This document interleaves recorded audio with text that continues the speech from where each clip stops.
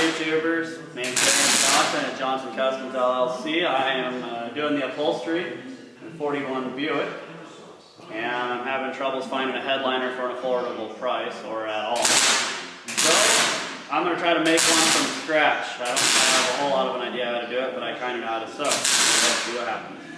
Okay, here I got a 3/4 ton Chevy chassis, 1977. I shortened it about 20 inches to fit the 41 Buick body. I got a small block 383 in it with a turbo 400 transmission automatic. Okay, first things first, we got to pull some measurements and try to guess what we want the thing to look like. This car did not have one in it to begin with, and there's not a whole lot of pictures online. For this piece right here, I'm going to go ahead and just make it extra long and record that it's 16 inches there. I'm going to go ahead and make it 20 inches long.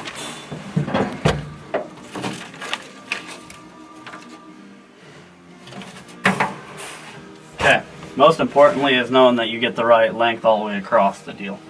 I'm going to go ahead and get my material long enough to come down here in case I can just attach it down there.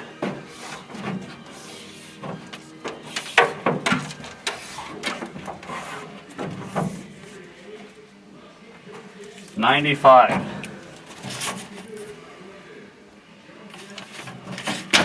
You also want to know that the width of that piece, 6 inches, and you want to verify that measurement. You know, down the whole rib, make sure nothing's changing, and they can move a little bit.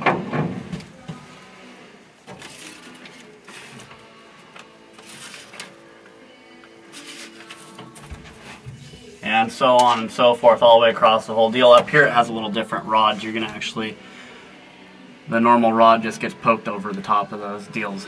But still you're going to pull the same measurement all the way up to there. So basically here I've got the map of what I'm going to be doing here for the headliner. Back here on the window I'm just going to have a big sheet that's going to cover the back glass, and I'll cut that out after I've had it installed. You got to remember here that you got to have a little extra material for where your seams are. So if you measure it to 5.5 inches wide, you might give, you know, when you cut your pieces, cut them a little bit bigger. I don't know how much, and I don't know how much this stuff stretches. So your own material is going to be a little bit different than mine. I'm only going to give it maybe 1/2 inch.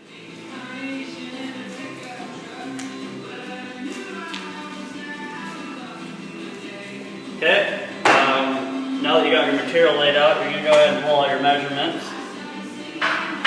Basically, like you got them drawn on your sheet, your length by your width. Remember to add that little bit.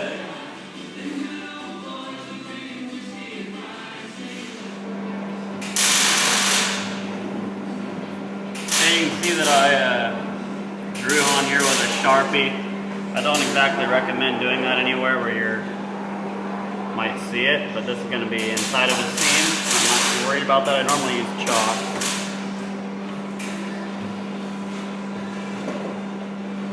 Okay, I'm just going to finish up here with cutting the last bits off these parts. And we'll start sewing things up.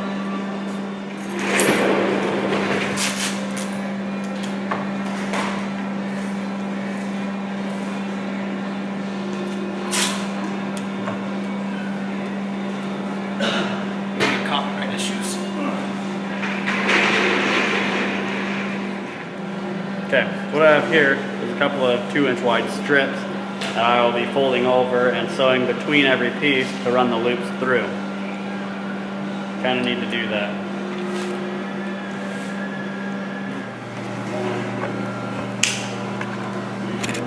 Hey Dad, say what's up to the internet. What's up? Yeah. What's up? Looking at the master here. These young punks know how to do anything. They need to look at this right here, what I'm doing. Everything they know how to do started with me anyway. Oh yeah, I'm starting the back of the car. I got the long piece that we measured earlier at 20 inches.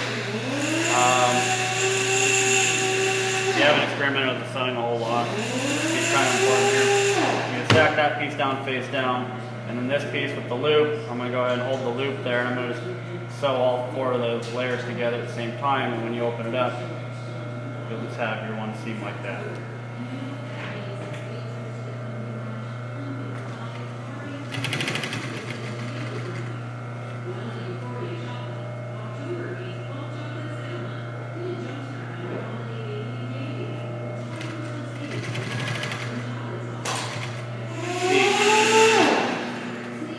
That's nifty.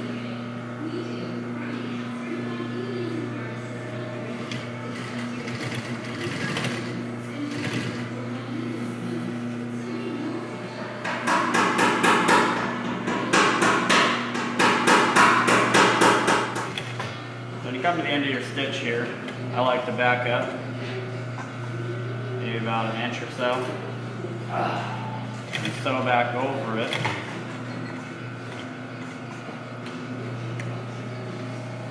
Two or 3 times to give it a good tie off, because when you're stretching around pulling in the car, it's going to tend to want to pull loose. And back here on the other end where you got your 2 strings, I go ahead and double or triple knot that.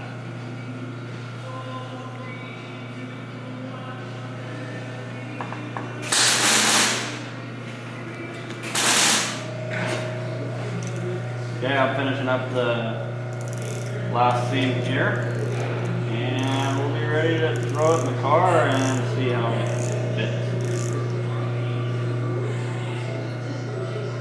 Okay, got this headliner all finished sewed up, sewing up, or sewed it up, don't really know. Anyways, lay it on the floor and make sure it looks like something you might be able to do something with. And I sewed these little deals here. They go up in the car.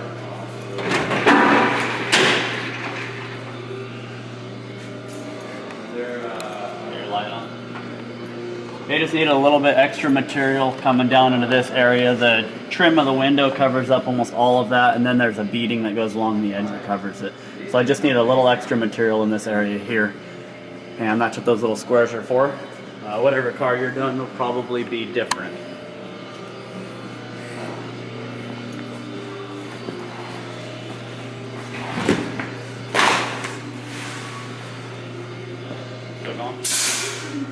Okay.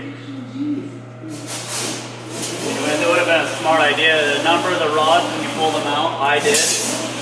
Probably should have said that earlier. That's number 2.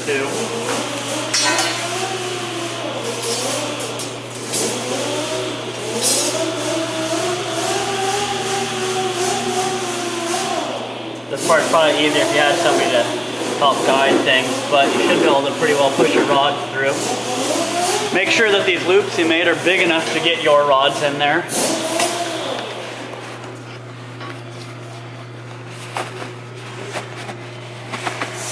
Oh, okay. So on my material here, I made these loops a lot longer than they probably would have been from the factory, because I'm going to go ahead and slit it right up next to where the thing starts. I made all my material too long because I don't have any idea what I'm doing. I'd rather give myself a little extra working room. I'll go ahead and get all these rods back in here, and then we'll go from there. Okay, basically what I am doing is I'm getting the rods centered in the deal here. And I'm going to go ahead and cut the material up slightly. That way things can kind of move around there, because that's got to hook in on the end.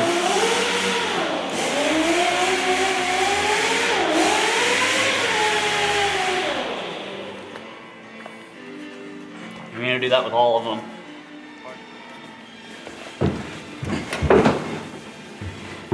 And now, the fun part, another step that's a lot easier when you have help, but my help's filming this, that way you can learn how to do it maybe. A little confusing at first to figure out what you're doing here. So you got to remember everything got to be upside down. Get it lined up. I got my first rod here.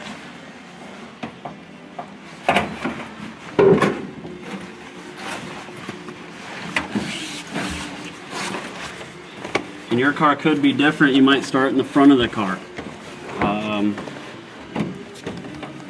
For this car, I know that's not the case. It's got these hooks up here, and they're all facing that direction, and that indicates to me that I'm stretching it that way to make it latch in. Okay, from here, now I'm starting to have to kind of stretch things up to get them on those hooks.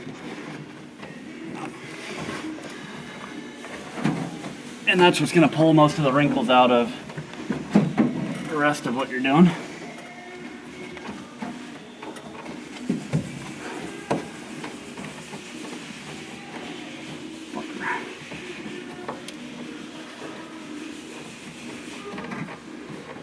Need that one to go all the way through there.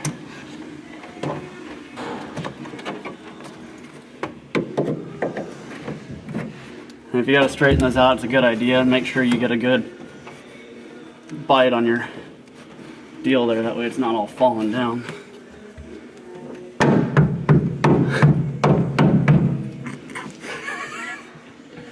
Don't be a fool. Use the proper tool. Yep. Go. Okay, so for this, you're gonna wanna